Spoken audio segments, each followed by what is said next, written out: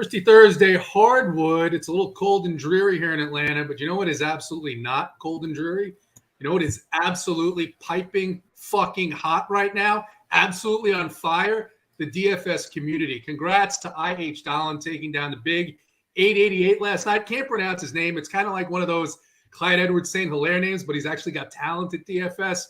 Takes down 250K. We've got AP had a hit last week, I think, taking one down. Came close last night. We've got our guys Gary and Austin Nads. They're going back and forth on the single entry leaderboard. It's time to get in. Hit the like button. Hit the like button. We got to get you the plays of the day. And if you guys have been following Run Pure Sports this week, you want the plays of the day. If you watched the Up to Lock show last night, that put a lot of people on the right path to make a lot of money last night. We're going to do it all over again today. New day, new money. We're going to get it. We got a guest today, someone who I haven't done a show with in a while, but he's been on fire. He's created the flow chart in addition to the heat map. People are just winning left and right.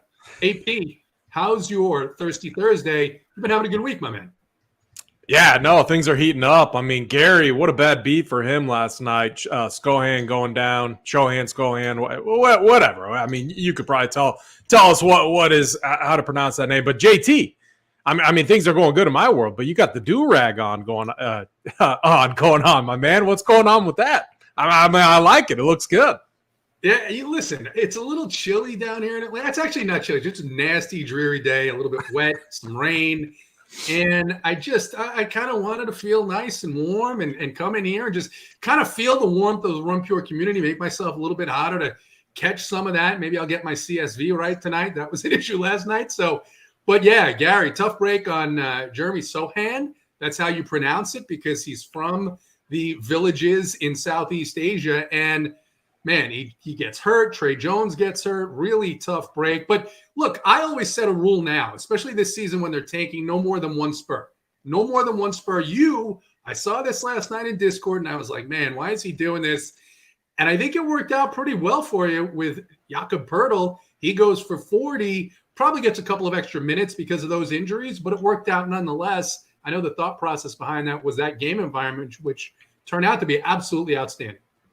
Yeah, well, real quick, he was a flowchart play, and he was actually on the slate. He was on before that, too, and I played him, and he was absolute dust, but he got into foul trouble early, and so it was just a bad mojo. So I've learned on these. When you got to read on a situation and it busts for whatever, injury, fouls, whatever, I got to go back, and that's what I've been doing, and he crushed. He ended up being a good play. That play tonight that I'm looking at is Anthony Davis. Obviously, we'll get into that game, but I don't know if AD could do it, but maybe we will see. Well, coincidentally, you mentioned Anthony Davis. We'll get to that game later. I think that there's a couple of very interesting things in that game, but the other night against the Knicks, I was like, hey, he got up to, I think it was 34 minutes, 36 minutes with overtime, and I said, this is the game he busts out. So I was 85% Anthony Davis.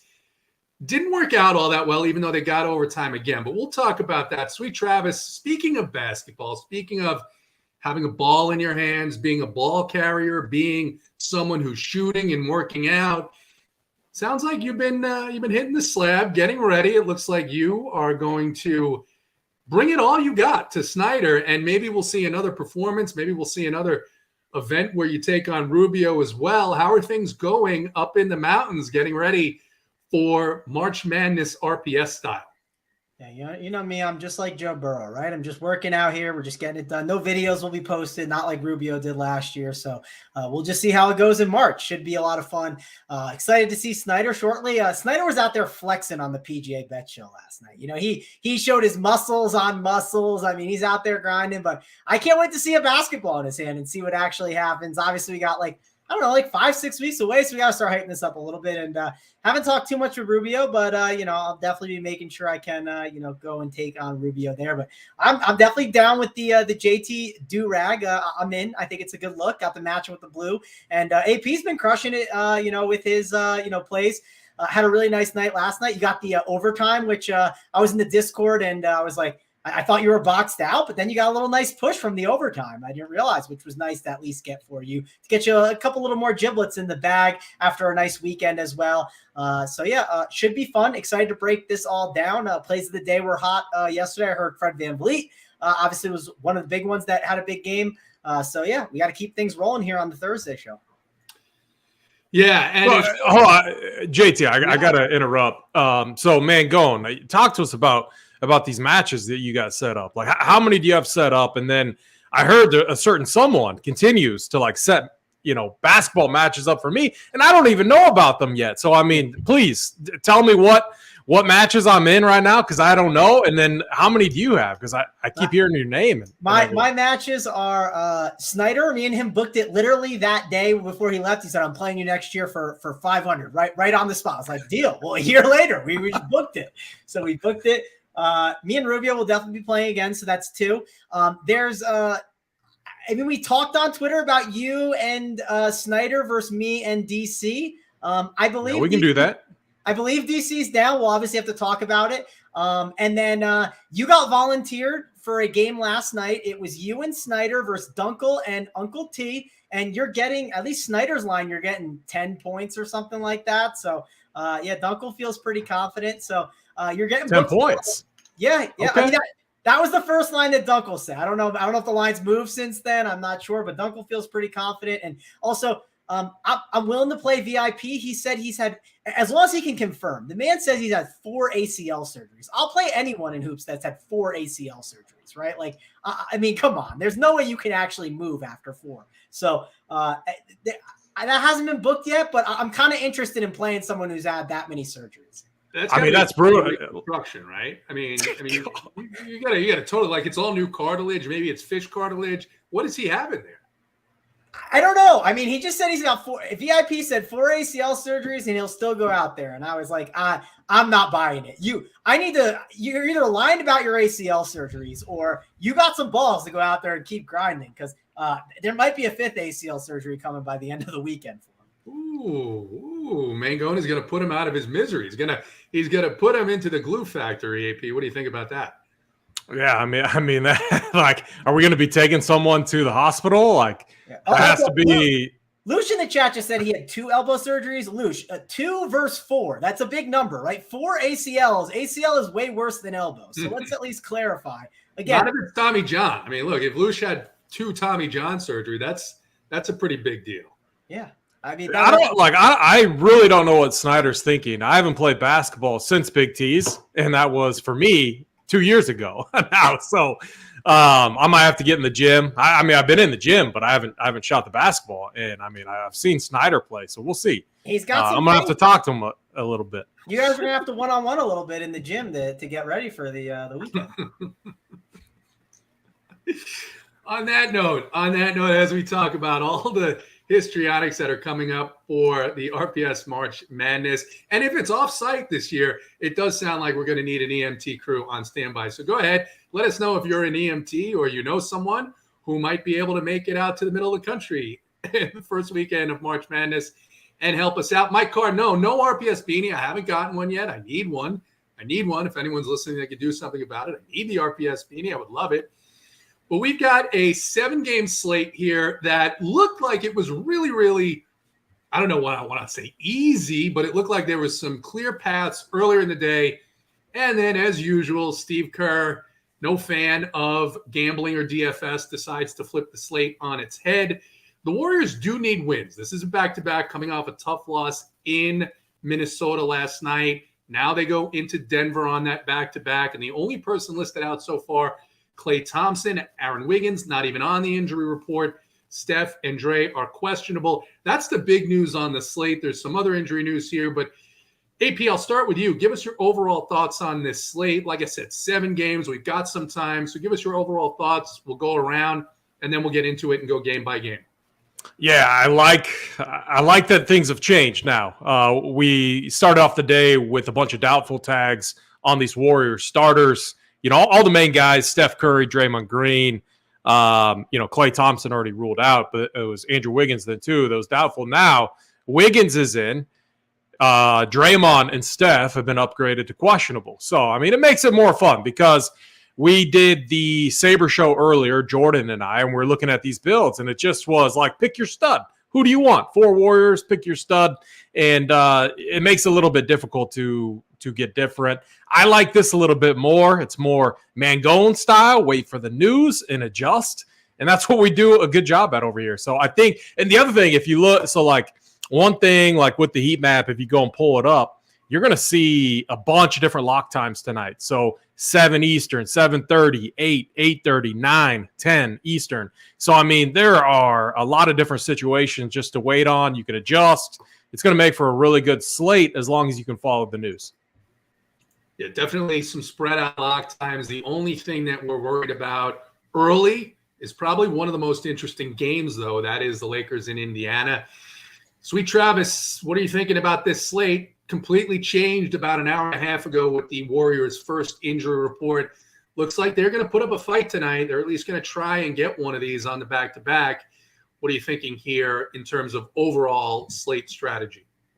Yeah, I mean, one slate strategy thing to talk about with what AP mentioned is like a lot of people are going to backload for some of this, some of the possible Warriors news. It also obviously could not go your way. But one thing to think about is with that first game, well, a lot of people are going to play Aaron Nesmith as a value play. Well, that takes out the small forward spot right away. So then you can think about open up the slate at 7:01 and be like, okay, how much Aaron Nesmith is exposure there? If a lot of people slam him in there, that means you can't get to as many small forwards. And if the Warriors news hits right, then maybe you'll have a lower owned small forward option. A great example of this in the past was when we had Sabonis ruled out late and everyone was locked into centers. And Rashawn Holmes was only 8%, while Trey Lyles was like through the roof because people needed a power forward spot. So those are little nuances that I personally look for on these slates. If a play is close, to each other, I'll be like, okay, well, maybe there's guys that are locked out as certain positions and certain guys that they can't get to, or maybe certain constructions. Let's say you lock yourself in early to a stud. Well, you might not be able to get to certain type of builds and constructions that other people cannot. So that's definitely a slate overview thing that I will be looking at here. Obviously, this Warriors stuff is pretty big. I don't know what they're going to do. It's definitely going to be one of those interesting dynamics. My recommendation is I would run your stuff with the projections the way you think it should be with them and without, right? Go through at 6 o'clock, an hour before, while you're sitting there just, getting ready to listen to the Up to Lock show, type in the numbers and run it and just see what it looks like so you're prepared for when that comes. So that way you realize, oh, I do have some interest in this player or I don't have some interest in this option. Those are some things that I like to do. Or maybe, let's say, sometimes when I look at lock times, if I know I'm going to get news right at 7:01 for that game that's an hour and a half later, I'll just X the guys from the first game and say, what does that look like? And see if I'm missing out on anything truly based on my run. So these are little things that I try to do to kind of prepare myself for when I kind of get into the situation and the news does hit. Yeah, Aaron Nesmith looking like one of the most potentially over-owned plays of the night. Guys, hit the like button. If you're not already a subscriber, go ahead and hit the subscribe button. Subscribe to our content here so you get notifications whenever one of our shows is going on. We just crossed the 15,000 subscriber threshold last week. Travis, I'll stay with you here. Lakers minus 2.5 point favorites at the Indiana Pacers. It is a 240.5 total. Tyrese Halliburton is going to be back this game. LeBron James questionable, but expected to play. You mentioned it, a 7 o'clock start, lots of news to come. There are some cheaper pieces here in this game. What are you looking at? The Lakers at the Pacers. Yeah, this is not a game I'm really that excited for right now. Also, let's look at the lock times just to confirm, because I know AP said they're all spaced out, but you might not have all of that news ahead of time. What you will get at least is you will get any kind of update that you want from like that Pelicans and Dallas game. Like, again, you'll get updates. Now, like anything before that, you'll have the updates of what pieces of news are there. You will not have that Warriors Denver update. You might get it right before the 30 mark of those second games, but there's a chance you don't, right? So that's another thing to call out, so that you're not going to completely have all that Warriors news, so you can kind of wait on that. My looks of it is Aaron Nesmith is a chalk option that, again, it's fine. I don't need to do it though, right? I think I can wait on it. If Aaron Nesmith beats me, he beats me. I think I can find other values that could help get it home. So I'm not excited to jam him in there. Overall, not as excited about him. One option to really think about is, what do you do with LeBron James? Just because LeBron James has been on a tear, but Anthony Davis is back, right? And then you also have the Russell Westbrook situation. But the other day, LeBron still went for 62. Yes, it was overtime, but LeBron is someone that can break any slate. The only counter argument is there's so many other studs that maybe I don't take a chance on him. I know you have some interest in Anthony Davis, JT, and I kind of want to get your take because you and I talked about it the other day. Like, you want to be there for the Anthony Davis game. Now, the question is, will this be the spot to do it? Because we have a lot of good centers, right? I mean, we have Xavier Tillman, a pretty good center option. We have Jokic, a really good spend in a spot against the Warriors where it's pace up. You can make the case with LeVert being out. That can help Allen and Mobley and secure their minutes. Mason Plumlee's been really good to me, and he has been unowned every slate and just absolutely keeps crushing. So my kind of counter to you is, what is your take on Anthony Davis here compared to these other centers, JT? Yeah, I have two takes here for the Lakers at the power forward center position. The first is Davis. We talked about this the other night. You kind of want to be there for that game where he breaks out. He's now 9,900 on DraftKings, under 10K. This is one of the best matchups, not just on the slate, but in the league for opposing power forward centers.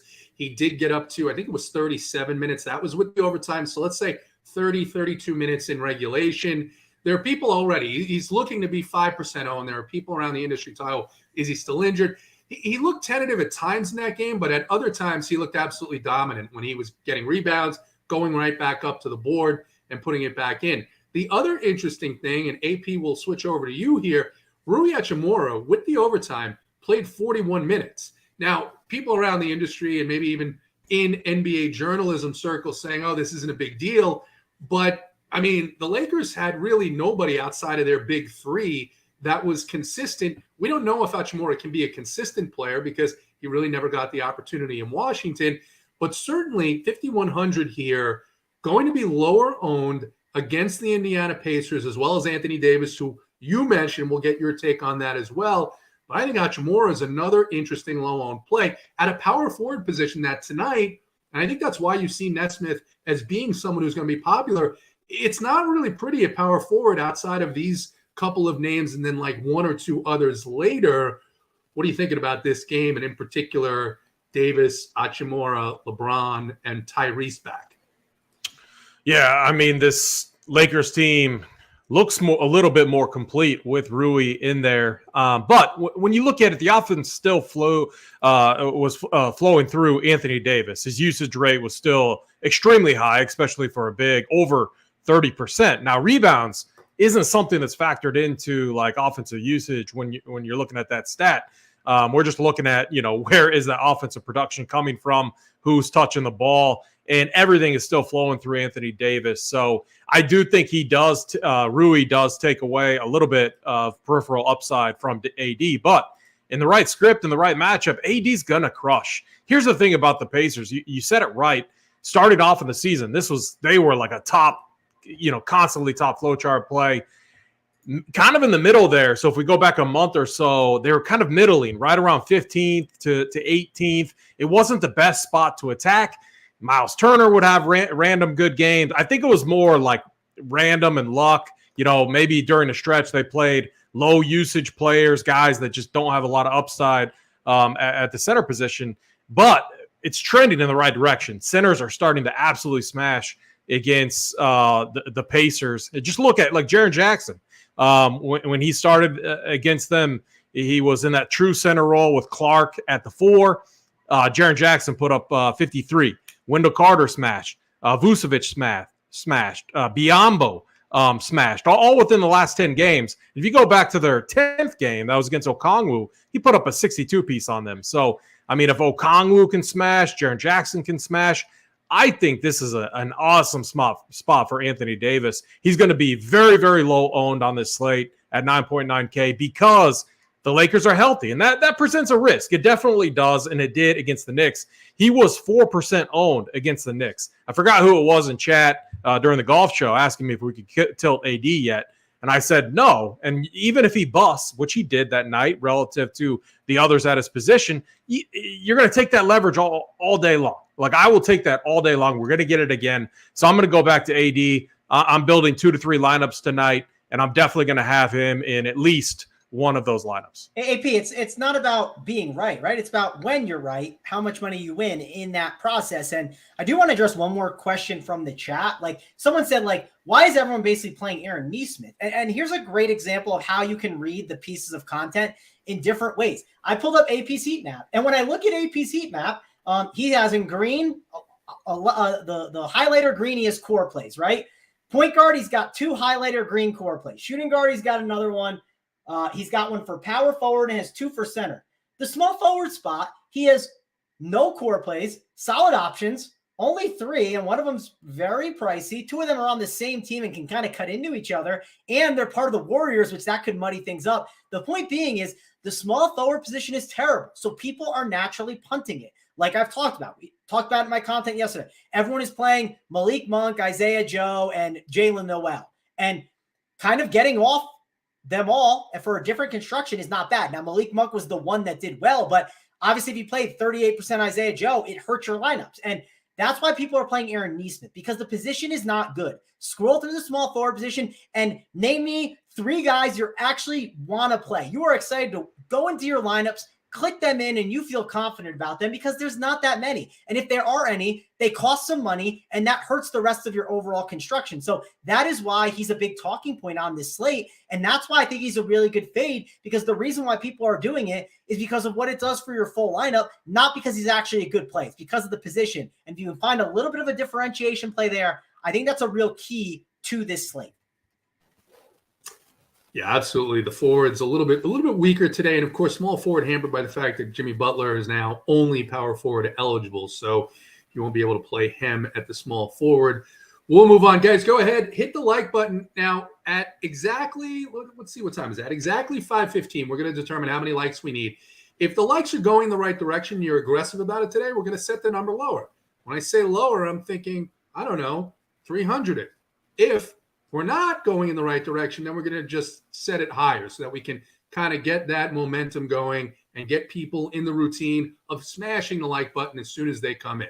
Next game, AP, we've got, one of the slowest paced, one of the lowest totals on the slate, but still some interesting pricing here. The Heat going into New York. The Knicks are 2-point underdogs. The total here is 216. Victor Oladipo is out. Gabe Vincent is in. And some interesting pricing here, at least on DraftKings. Jimmy Butler well under 8K at 7,400. Bam Adebayo back under 8K at 7,900. Then you look at the Knicks, a fully healthy team. Thibodeau had some wild rotations, but it's hard not to take notice of RJ Barrett's 6.3K price tag at a, as we said, weak small forward position. And I think people are going to say, oh man, the rotation. But you can't use a one-game sample against the Lakers when guards are just going to absolutely smash them and RJ had a bad shooting game. What do you see here in this game, if anything? Yeah, I mean, this is just one of those spots where I hate attacking Miami. They're one team, they play slow, and they're actually playing on defense because they just aren't clicking offensively right now, and they got to lean on their defense to get it done. We saw that against the Cavs last game. I believe Tyler Hero's still kind of struggling with the shot. 6-15, not bad. 3 for 6 from downtown. They're just playing at a slow clip, though, so it makes it really tough. The Knicks are a team that we can attack. They've struggled defensively against multiple positions, especially against bigs and front court players, too, with Mitch Robinson not in the lineup. They got Jericho Sims, and then they played Isaiah Hartenstein a ton of minutes last game, which who knows what Thibs is going to do with the front court there outside of his main key guys. Because, I mean, can we really expect like 39 minutes, obviously included OT, but from Hartenstein again, I would bet no. And so that's just a situation I just don't want to gamble with. But I do think the price tag on Jimmy Butler is really intriguing, 7.4K. He's someone I am looking at. He's right around 33 to 34 minutes. I wish he was playing more. I wish he was playing in the 36 to 37 range. But, man, again, the other thing that you have on your side is, I swear, and I've said this multiple times, and I've called it now multiple times, I swear the Knicks are the one team that like seems like they go to OT more than any other team in the league. And I know you're not trying to predict OT or anything like that, but when you're paying 7.4 for Jimmy Butler, a discounted tag relative to where we're normally seeing him at, you got that on your side too. So I like Jimmy here. I think Bam is okay. It's more of a price play there. And then Caleb Martin looked good last game. And I believe, hold on one second. I forget. Victor Oladipo's out, like you said. So you got to think that Caleb Martin or it's going to be Max Struss off the bench will factor into the rotation there. So for me, it's pretty simple. I'm never playing Kyle Lowry. Tyler Hero is somewhat interesting, and I think Jimmy Butler is also interesting. And so like what I've done in that situation is I've just kind of bumped them up over their average projection that we have them at when you look at SaberSim and RPS. I've given them just slight bumps, like a point or two, just because I think it's a good matchup. And then I'm not interested in any runbacks here on the Knicks side. Travis, thoughts on this game, the Heat at the Knicks? The reason why, Adebayo, I think for me is kind of in the middle of the pack here in terms of the centers tonight. And it's just an interesting multi-entry play because of the fact that, as AP mentioned, Mitchell Robinson is still out. You see between Davis and Hachimura, Lakers able to take advantage to some degree. And maybe if this offense, which it normally does, runs through Butler, Hero, Adebayo, perhaps he gets a little bit extra bump here. What are your thoughts on this game? Yeah, typically you see these Knicks kind of get peppered into lineups, like whether it's Brunson, Barrett, and Randall, just because they play like 40-plus minutes a night, right? I mean, they're just like getting pounded with minutes. But on this slate, I'm just not seeing them get in there as much. And I think part of it is because we have enough stars. I think on top of that, the prices are a little up there and the matchup, bit slower pace, tougher defense, just like AP said. So good points that he brought up there. Let's talk about the Heat side, because I'm not super excited about the Knicks. Like if you want to play RJ Barrett at small forward, I don't hate it.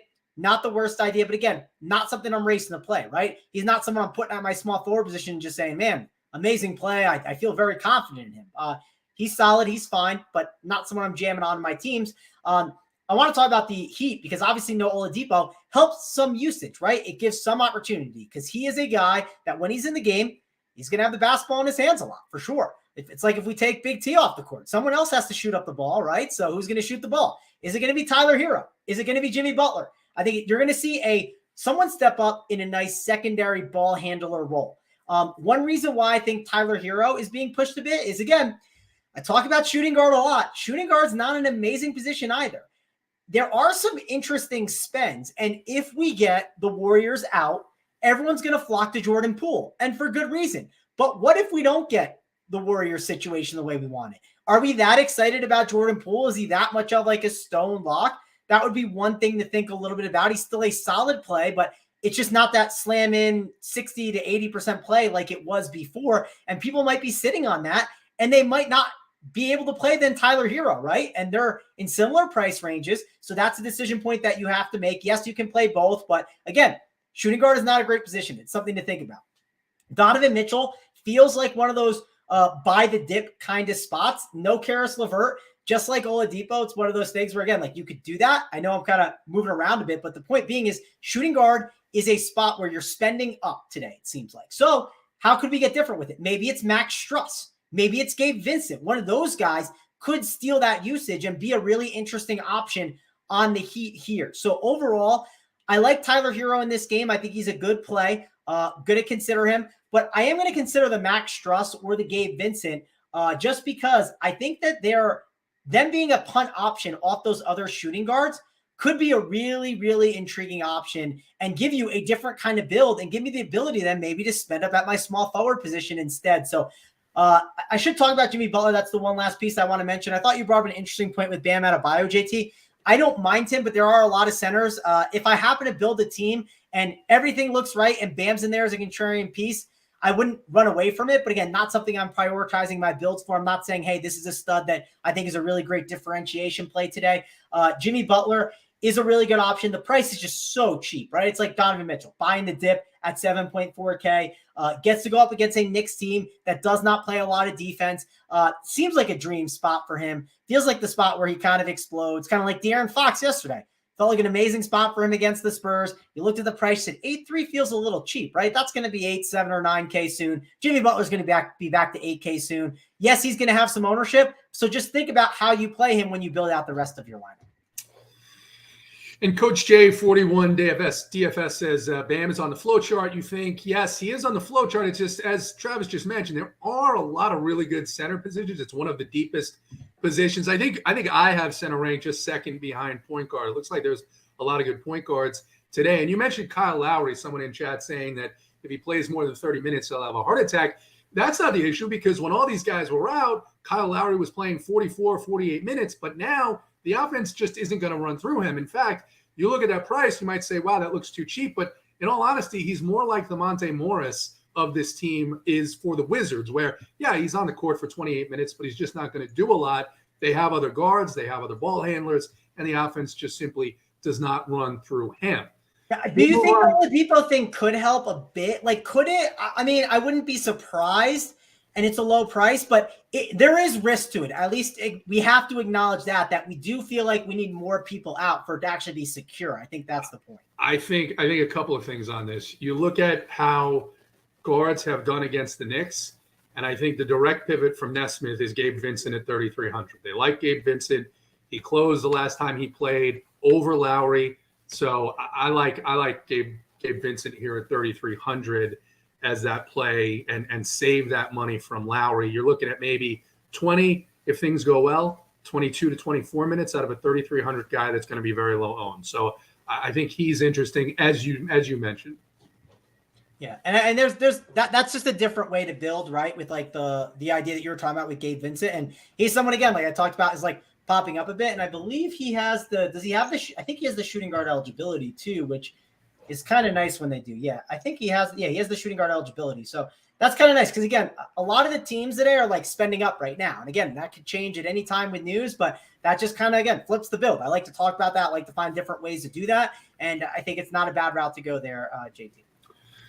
All right. It is 5:19. We've got 5 games left to go, and we're at 250 likes, which is pretty good. So we're going to lower the threshold. I usually say right around 375, 400, 425. We're going to go with 335. 335 likes gets you the plays of the day. I think that's a fair number, unless I'm vetoed by Travis or AP. And AP, you can tell us if you agree with the 335. As you discuss, Memphis on a back-to-back, heading to Cleveland. Cleveland 6-point favorites, 224 total for Cleveland. Karis LeVert, midday downgrade to questionable.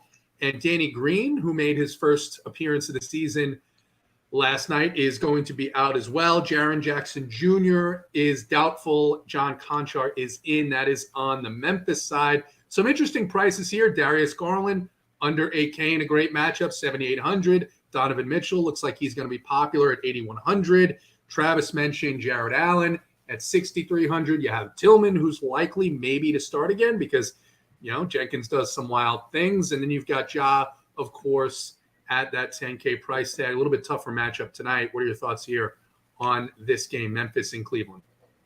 Yeah, before we dive into that, our guy, IH Dolan, I believe, is that his name, who shipped 250 last night and a live final seat, NBA live final seat. He's giving away 2 888 tickets, but you have to be watching the Up to Lock show tonight that's on playback. JSU, Big T, Holden will be on that. Once the games start, I'll be hopping on there too. So yeah, I mean, awesome stuff. He wants to give it away for the next big 888. So make sure you're in there watching that show, and we'll pick two winners for those 888 tickets. I think this is a really intriguing game. I think one thing that we have to remember is it doesn't matter how many guys are out. Jenkins always likes to play 9 or 10 guys into this rotation. So that's one thing to keep in mind in your back pocket. Like when we see a Sante Aldama be, he's going to pop and he's 3-2. I don't think he can really kill you, but you got to factor in that they're likely they got Zaire Williams. They got Conchar. They got David Rock. They got a bunch of dudes that they can rotate in there if they need to.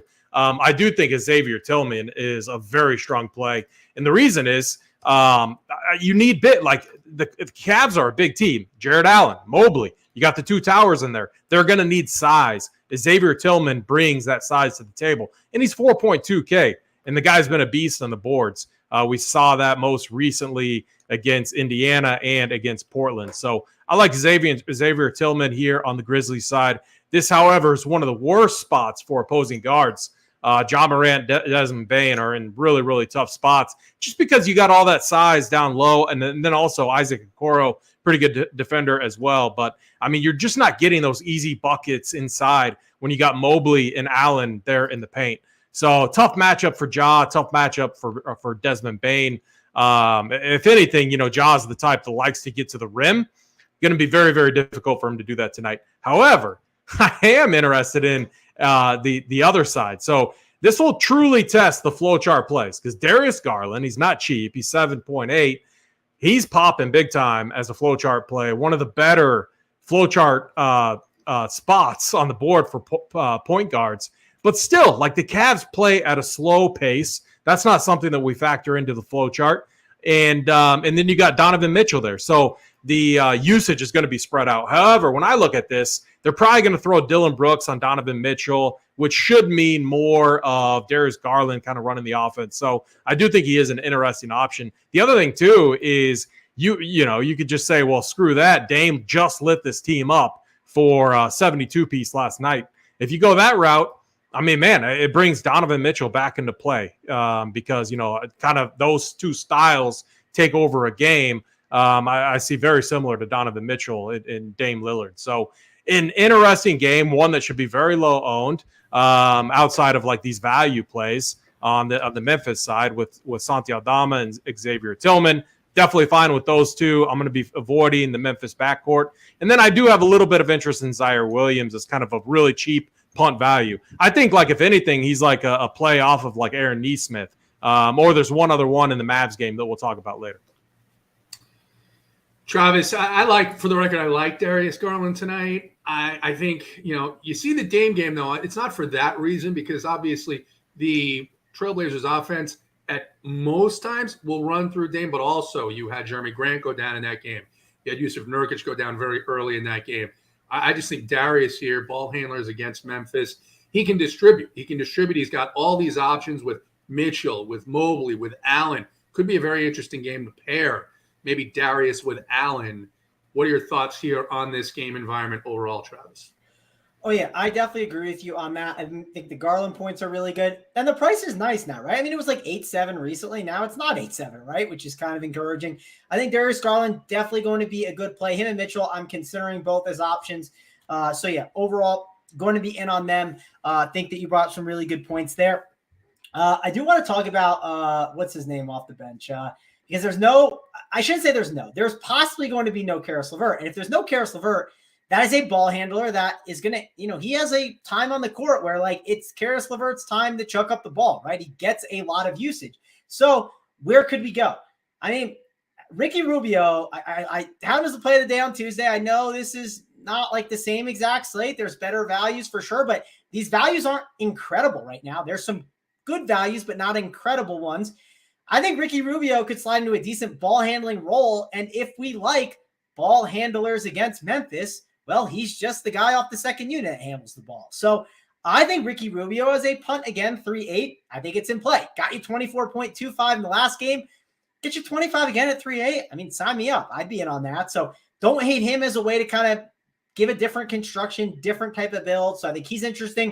Like I said, I like Garland. I like Mitchell. It'd be nice if LeVert's out, though, right? That's going to be a piece of news that I think we want. I think we'll get it in enough time. So that'll be encouraging. I see Evan Mobley is kind of popping up a bit. And I'm not dying to play Evan Mobley, but I think he's fine. He's definitely clearly played better and shown a lot more upside than he has in the past at 7K. He's more of like that last piece in, right? I kind of build out my team and I say, oh, Evan Mobley's the last piece in. I don't hate it. I'll call it a day. Jared Allen is at 6.3, and that's a really cheap price for him. Typically, you do worry about Jared Allen in a matchup against Steven Adams, right? That's not a matchup that's ideal. AP, you know this. You do the flow chart, right? And you kind of said it before in chat. You take into account different things and different factors. Well, the flow chart, if you look at the season numbers, that's not going to take into account that it's Xavier Tillman or Brandon Clark down low. So at 6.3, don't sleep on Jared Allen. I think those four, the starters that we talked about, right? Garland, Mitchell, Mobley, Allen, all in play, all in the conversation. They even get better with Karis LeVert being out. And if Karis LeVert's out, I think it makes Ricky Rubio an interesting option off the bench as well.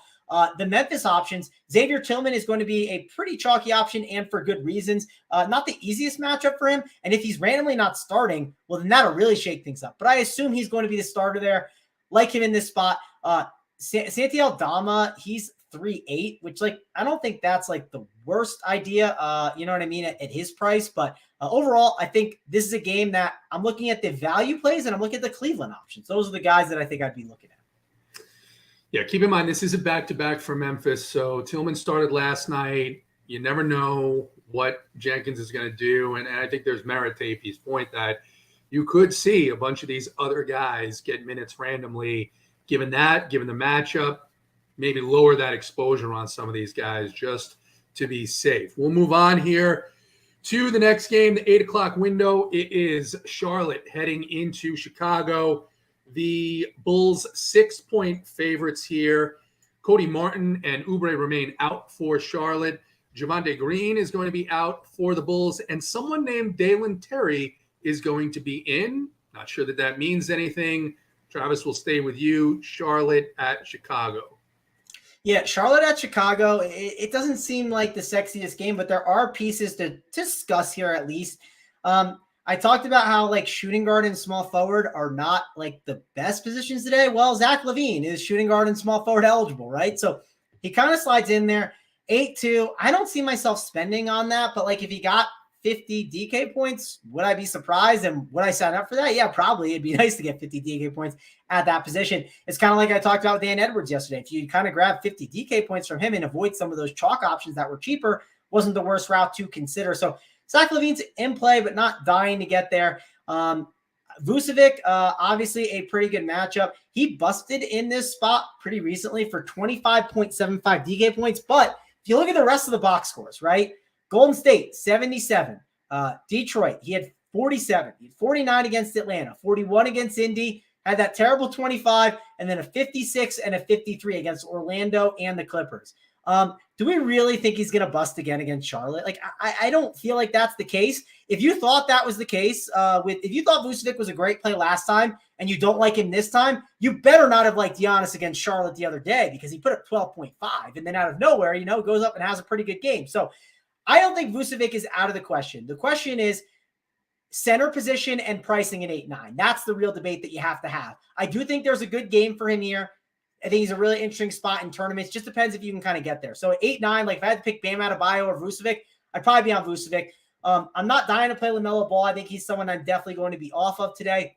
I know he had the big game the other day in a matchup that you could say, hey, Drew Holiday defense would be tough. But for me, I just don't see myself getting there. There's so many other stars that I'd rather play.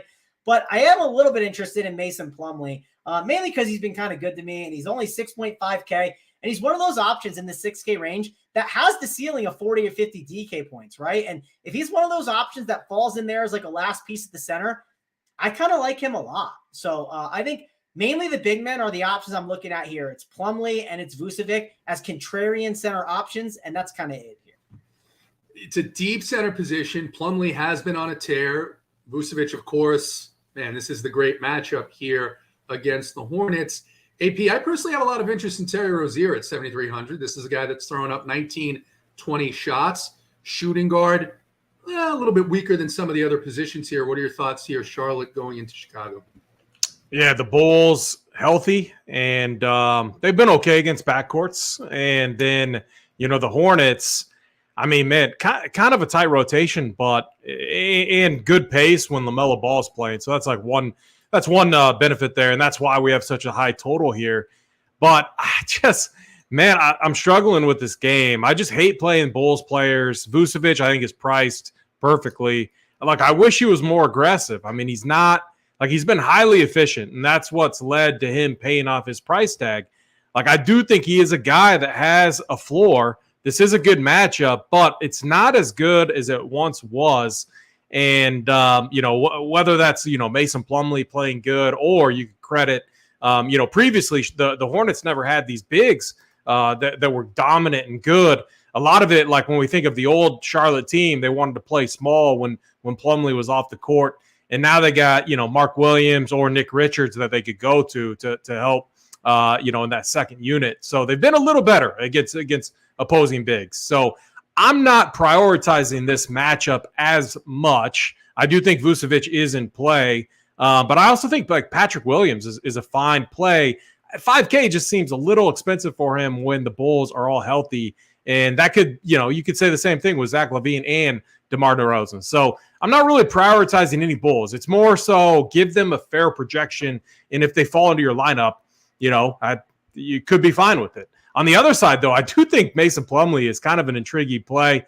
I wish the minutes were stronger. He's playing right around 28 to 30 minutes because they want to get minutes for Mark Williams or Nick Richards. The second unit guy has been Mark Williams recently, but we've seen both of them get run. So I think Mason Plumlee is interesting in tournaments, but I'm really just not dying to jam anyone in this game. If they fall in, I'm fine with it. One guy I'm definitely not playing, though, is Gordon Hayward. There's absolutely zero chance of playing him. So question, because some around the industry, if you're looking at optos, they're going to pop in a couple of these Bulls guys, Williams and one of these other guys. Would you play more than one Bull in any lineup tonight?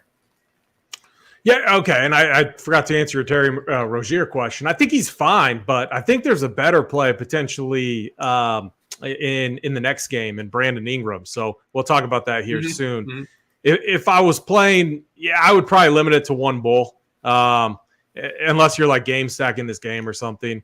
And, my preference, I don't know, center stack. Do I really want to use a center position up for Vucevic? I don't know. I mean, it would probably be DeRozan. I think 8.7 is a fair price tag. I don't think I can get to him, man. He hasn't shown that much upside recently, which is why I find myself just fading the Bulls on the slate.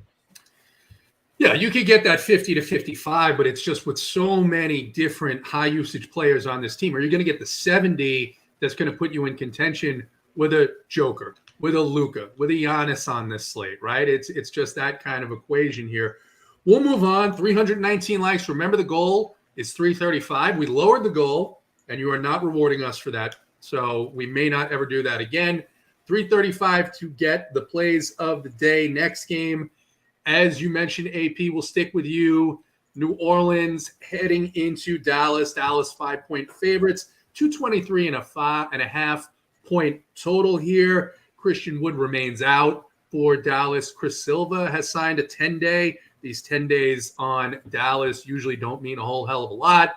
And Zion remains out. So no major changes to the injury news here. You mentioned liking Brandon Ingram. Prices are down on a couple of these plays here. CJ McCollum down to 7,600. Jonas Valanciunas at 5,700, just $200 more than Jakob Poeltl last night. Of course, Valanciunas, similar situation. 19 minutes, 22 minutes, 18 minutes, all of a sudden 34 minutes out of nowhere. Is this a spot where you think Valanciunas gets that minute bump? I mean, man, hopefully Mangone is the Jonas Valanciunas whisperer, because that is a tough guy to click right now. So we'll be curious to see what Mangone says. But still, 5.7. I mean, I have him as like an elite tournament play, which means in my mind, he has a floor. He can absolutely bust, but he also randomly nukes. So that just makes him more of like a low-owned elite tournament play that you could go to if you're multi-entering. I got to go back to Brandon Ingram, and it's not me going back to her. So I was on the Up to Lock show the other night with Kay Fallick, JSU. Kay Fallick was talking up Brandon Ingram and the run that he was likely to get, the bump in minutes, which he did get. He saw 33 last game. And this is a guy that's historically played heavy minutes. So I expect even more tonight. I expect 35, 36. And, I mean, it didn't pan out, that last slate, but he didn't kill you. Got you 37. And that was on 5 for 17 shooting. So the guy couldn't hit anything. But the usage rate in his first 3 games back, 41%, 45%, 31%. He had 9 assists last game, couple rebounds, couple blocks and steals. This is a guy that historically he's always priced 8.1K, 8.3K, right in that range. We're getting a massive discount if we assume that if we assume that he's going to get 35 plus minutes tonight. The other thing too is Dallas hasn't been as good defensively as we're used to seeing them. And so it's a nice flowchart play or a flowchart spot as well. Wings against this Mavericks team has been doing pretty well.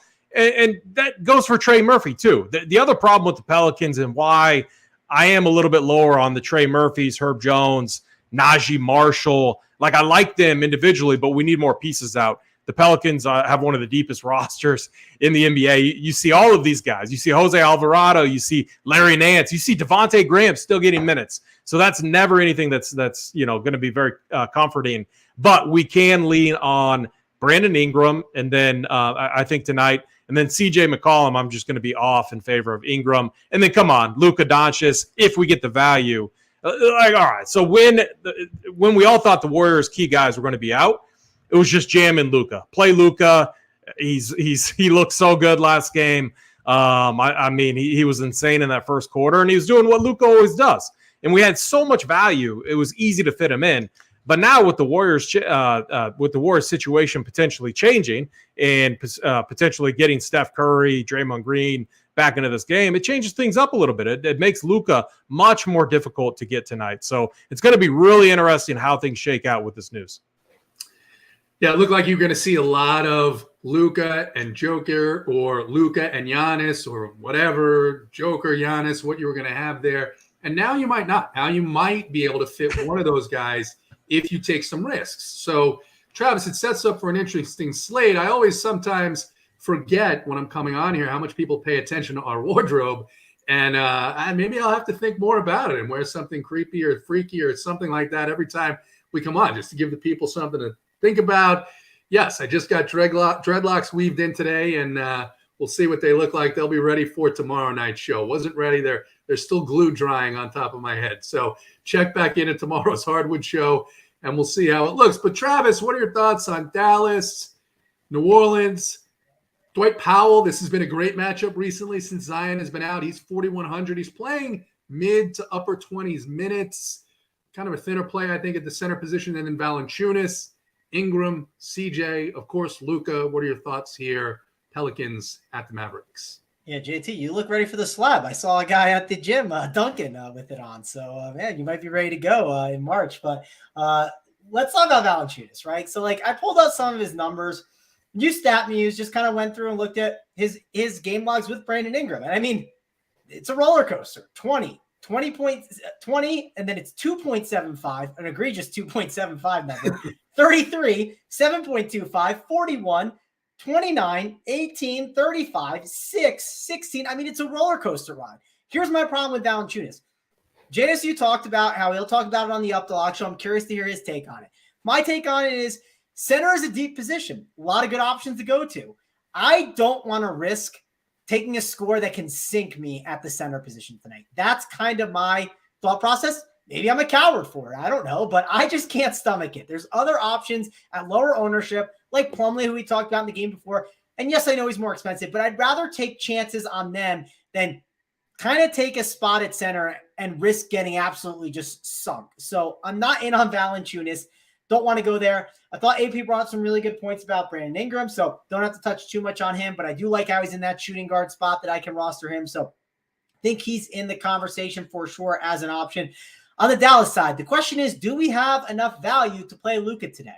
As of right now, it's tough. It's not as easy to play Luka. So I think if we gain more value, Luka will come into more of the conversation. Just understand that if you play Luka, it gets a little tough with rostering your players. So that's another thing that's one important thing to call out. I do think Dorian Finney-Smith could be an intriguing option at 4.7, just because, again, the small forward position is not great. And if I ran into 23, 25 DK points at small forward while Aaron Nesmith goes for, 14, would that be huge? Yeah, it'd be a nice little bump for me. Obviously, I know the price matters, but point being is I think he's in play, not someone I'm prioritizing, though. And this is not a game that I'm jamming a lot of players in from.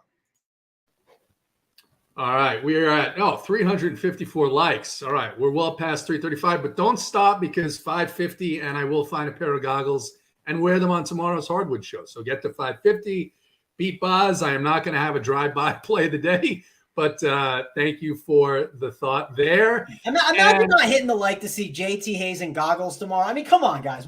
I know 200's a lot, but just imagine how good JTHayes would look wearing goggles the entire show, breaking down Ivica Zubac, breaking down how he might be playing Davion Mitchell with De'Aaron Fox out. I mean, come on. That'd be too good. Hit that like. We need to see JT and goggles tomorrow. Yeah, 554 goggles on tomorrow's show. And 700 for a Speedo. 700 for a Speedo. There we go. Speedo is not going to happen, but I will give you the goggles for 550. I will not let you do to me what Snyder is doing to our boy AP. And Jake Swell says, Tillman is the center play. And look, I think Tillman's okay, but this is the Memphis Grizzlies on a back-to-back going into a tough matchup. I don't think it's nearly as clear-cut as last night. But with that, we'll move on. Reminder, we can play two centers too, right? Like we got the utilities. You could. We can play two. And there are routes where other value opens up, where it gets more interesting, where Tillman becomes more of an interesting fade if those value plays open up. But we have to wait and see. Tillman's a good play, but Tillman is not a slam dunk 3K guard, absolutely jamming on every single team. But yeah.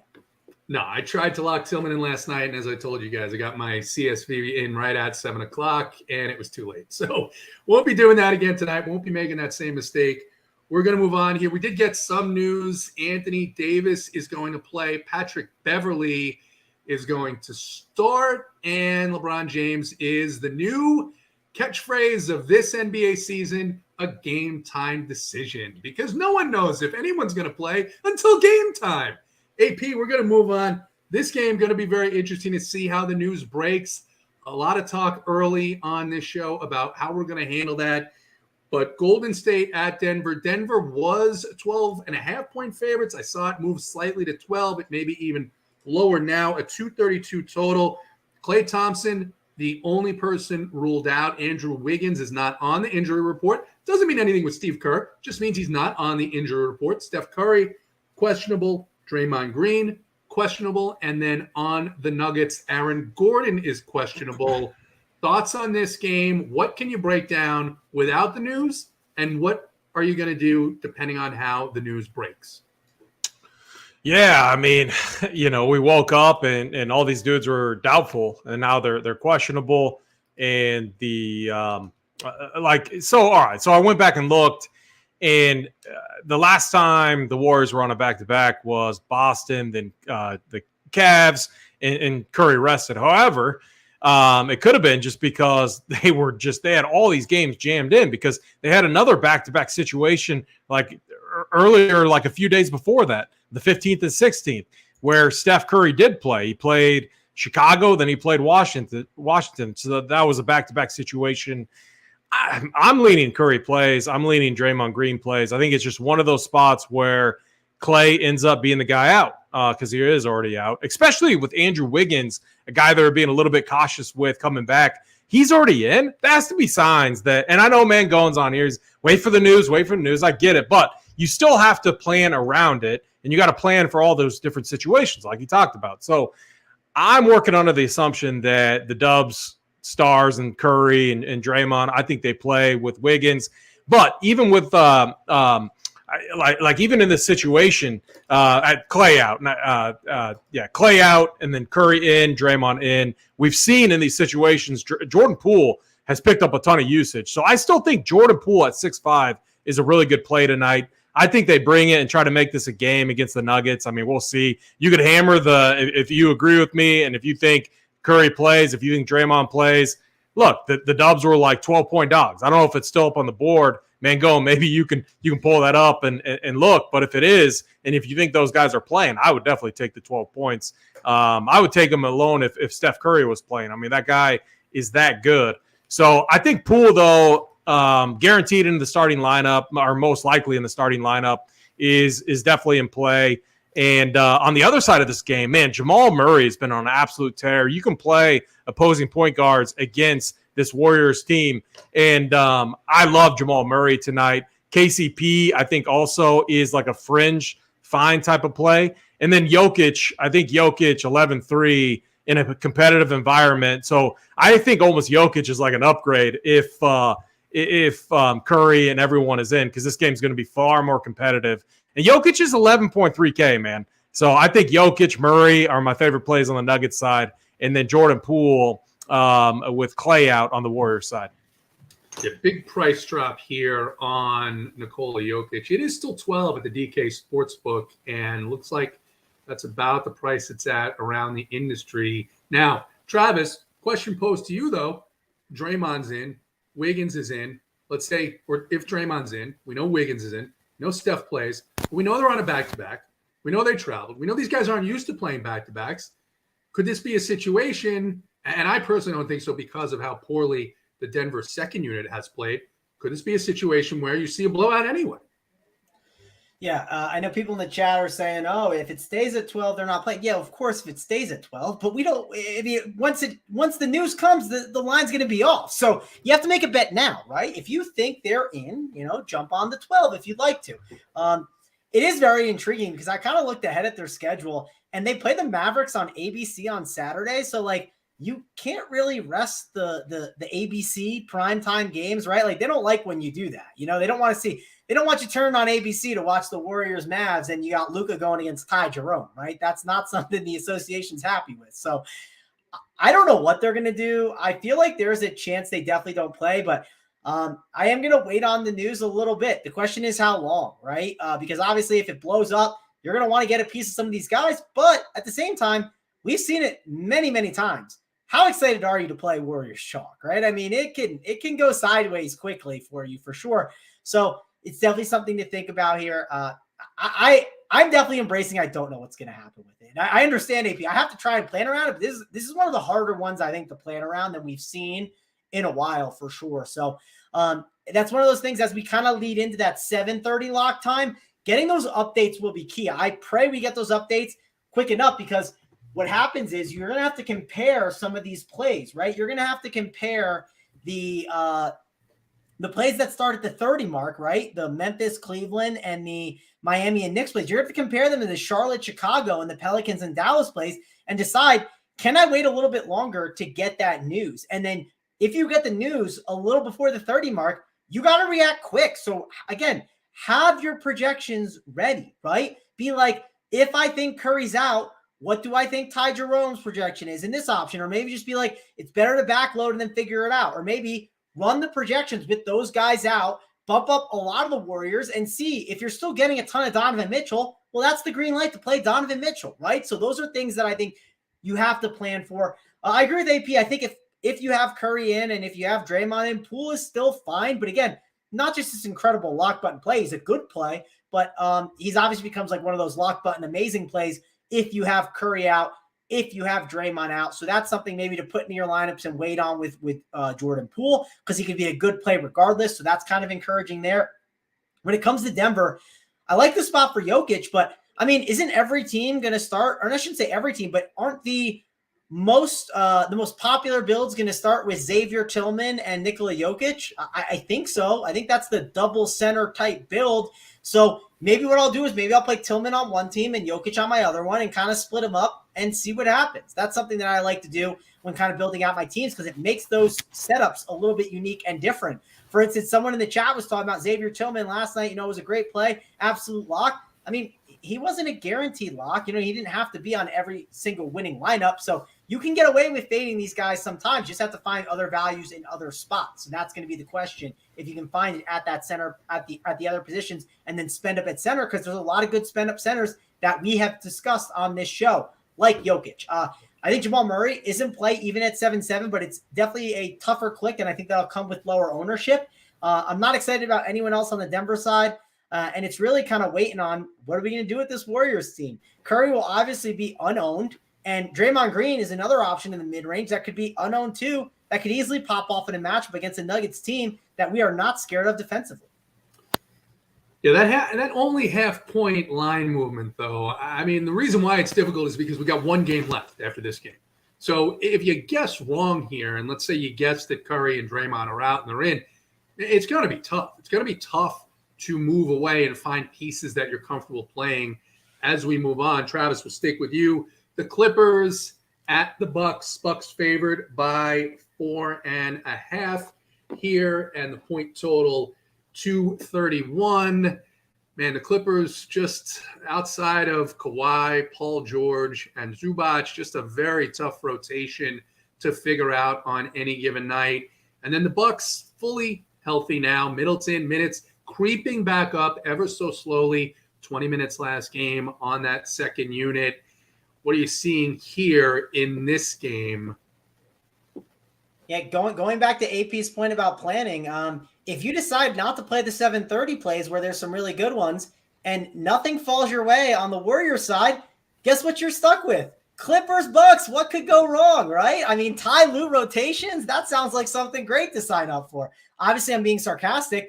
Good luck figuring that out. That's another thing that I think about when kind of building out my teams. Now, if this game was Kings and Spurs, I'd be like, oh, okay, I got some stuff I can mess with, right? I can move down from Jokic in the util to De'Aaron Fox or Sabonis, and then adjust up a Ty Jerome or one of these other options to something better. Like maybe it's to a Trey Jones. Point I'm getting at is this game is crap that's later. May as well not even be on the slate. I mean, yes, Giannis is in play as a contrarian stud. You can always make a case. I talked about how small forward's not great in shooting guard. Paul George, Kawhi could pop off for big games. Totally get it, but this is not a game that you are going to feel great about. You know, when someone asks in the chat, JT, who's your late night hammer play? You got a late night hammer in the Bucks and Clippers game? Because I'm going to be honest, I don't really have one. If I did, it's probably Giannis, but that spends a ton of your salary. So you're kind of hurting people's lineups by doing that.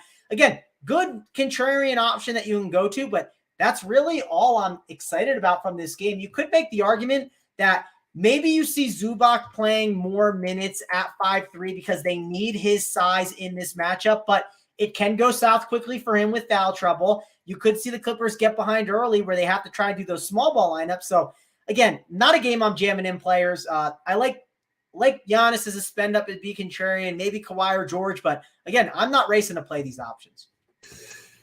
Yeah, this seems like a tough game, AP. Marcus Morris is back. That just adds another body to these wild rotations for Los Angeles.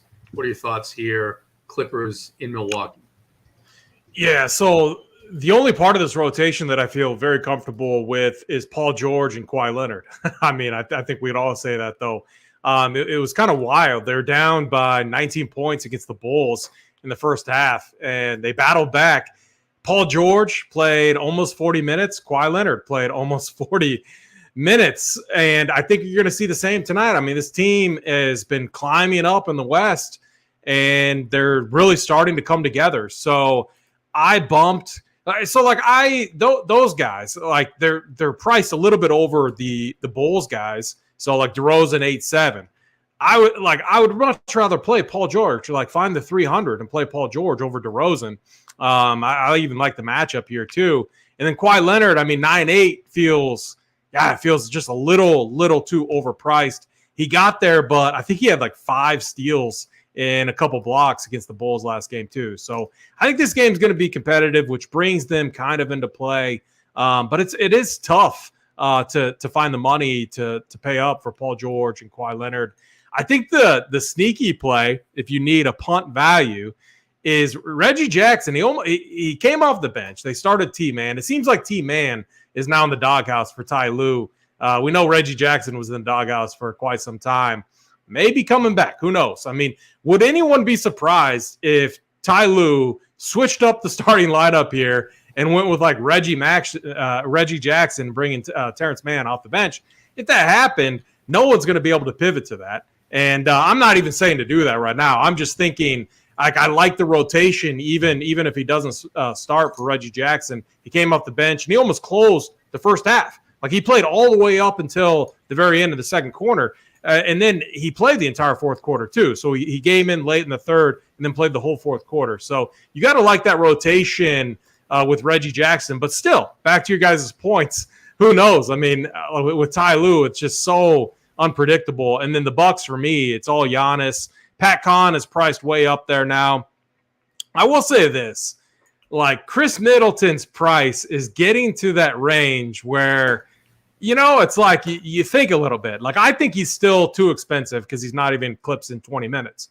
But, like, if he played in a competitive game, like 25 plus, which it's a huge question mark.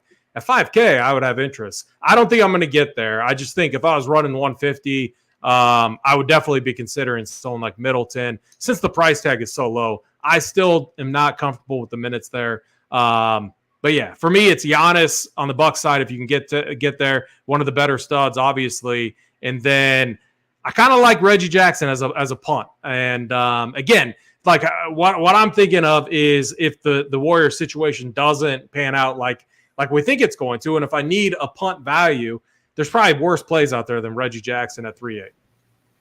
Or if you take a shot on Jackson, and again, when you say this, right, you're talking about having some exposure to Jackson, not going crazy, maybe triple the field, right? Because he's going to be 3 to 4. That's not going to take much to get triple the field at all. That's the nice thing. Exactly. And then if the situation breaks right and you get it early, you can say, all right, I'm going to come off Reggie Jackson and play Ty Jerome. I'm going to move up somewhere else. I'm going to come off of Joker and go to Giannis. Those are things that you can do if you're planning that way. Yeah. I was reading this comment. Chris Middleton is a bad DFS player. Hasn't been for 2 years. I mean, that's news to me. I mean, in the right spots, he has been. I'm not, again, I think he's overpriced. I'm just saying that tag has come down so much, and eventually he's going to get the minutes. He is. And so I just have my eye on him. I don't think tonight is the right spot, but I'm just saying future slates, definitely keep an eye on that price tag. He does get all the run with the second unit for the 20 minutes that he's in there. The usage has been 40, 25, and 30 in the last 3 games. So he's getting the usage. One of these days he's going to randomly start, and he's going to be like 4,700, and that's going to be the spot to jump on. I don't think it's crazy to take some shots on him tonight just because, hey, it's Coach Bud, right? He could decide. TNT game tonight. Also. TNT game against – it's a TNT game too tonight. So yeah. So he could decide, hey, maybe I'm going to lift the cap to 28 minutes, maybe swap him and Connaughton. We're not going to know that until 9:30 tonight. So maybe that's something you build in to your planning. Also, no one likes small forward, right? I mean, or unless you want to just jam Aaron Nesmith at 3,400. That sounds like fun, right? Who's excited about Aaron Nesmith? I mean, this is the point. It's like, get a little different at that position sometimes. It's not the worst. That's right. That's right. How much more exciting could it be than that? All right, we're at 401. We're climbing to 550, and I'll wear goggles all show tomorrow. You got like 5 minutes to get there, so start clicking that like button furiously. It's time, though. You got past the 335. It is time for the Run Pure Sports Hardwood plays of the day. We're going to start with our guest today, AP, the gentleman's play of the day. Who do we have? Yeah, I'm stealing this from K Fallick from the other day. I'm going Brandon Ingram. 7-1 is just such a discounted price tag. I like the matchup. I think he gets 35 plus minutes. And no matter the outcome, I think his ownership is going to be suppressed a little bit. And if he gets 35 minutes, I think he gets there. So Brandon Ingram is my play of the day. I like that play quite a bit here in this, as you mentioned, softer matchup. We're moving on, though. Look at that. Look at those beautiful marshmallow faces in there. The Sweet Travis play of the day. Sweet Travis, what do we got?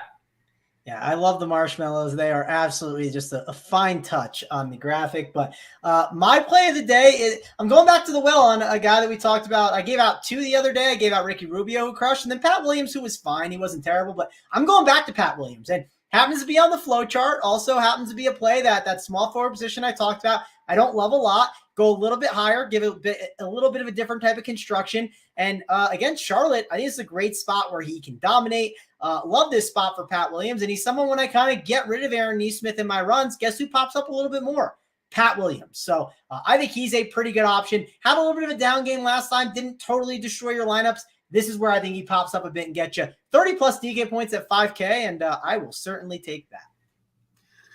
All right, Patrick Williams and Brandon Ingram. Who's going to join them on the flight to Sweet Paris? It's time for the Eiffel Tower play of the night. A lot of uncertainty here.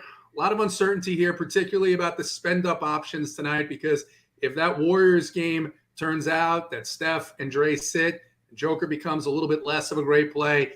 Giannis in a much slower matchup. Doncic is priced all the way up. But I just think one of these days, even if it's 32 or 34 minutes in this matchup, think Anthony Davis has a great shot to be the highest scorer on the slate. I was way, way overweight on him the other night, and I'm just going to do it again. And you know what? If I get the same outcome, I'm going to play him the same exposure next slate until I get that breakout game. Anthony Davis, he's heading first class over to Paris, the Eiffel Tower play of the day. Guys, that's it. Thank you for watching. Thank you for the likes. Remember, on the Up to Lock show, our guy, LH Dolan, IH Dolan, Clyde St. Edward Hilaire, whatever you want to call him, the guy who won $250K last night, absolutely smashed the big 888. He's going to give you guys a chance to replicate his success. He's giving away two $888 tickets on that show. And Newlands was giving away tickets, and he said, hey, you guys don't even have to play NBA with it. Play your best sport. If that's golf, if that's MMA, the Run Pure Sports community remains absolutely on fire for AP, for Sweet Travis. I'm JTHayes. Good luck in your contests tonight.